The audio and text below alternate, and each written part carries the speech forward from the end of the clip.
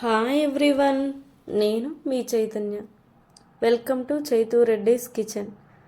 ఈరోజు ఎగ్తో ఎప్పుడు చేసే వంటలు కాకుండా డిఫరెంట్గా ఆమ్లెట్తో చూపెట్టబోతున్నాను. ముందుగా 2 ఎగ్స్ తీసుకొని ఆమ్లెట్లు 2 వేసుకొని పక్కకు పెట్టుకోండి. అలానే 2 చిన్న సైజ్ టొమాటోలను కూడా తీసుకొని ప్యూరీ చేసుకొని ఉంచండి. ఒక ప్యాన్ని తీసుకొని అందులో సరిపడా ఆయిల్ వేసి అది హీట్ అయ్యాక తాలింపు గింజలు, ఆనియన్స్, సాల్ట్ వేసి అవి కలర్ చేంజ్ అయ్యే వరకు కలుపుతూ ఉండండి. కలర్ చేంజ్ అయ్యాక టమాటా పేస్ట్ని వేసి పచ్చివాసన పోయే వరకు వేయించాలి.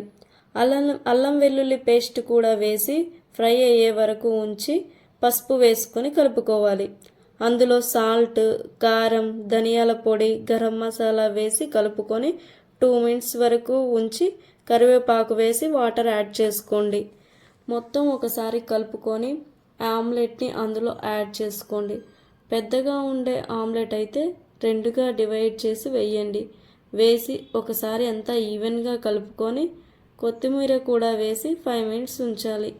అంతే, ఎంతో టేస్టీగా సింపుల్గా ఉండే ఎగ్ రెసిపీ రెడీ.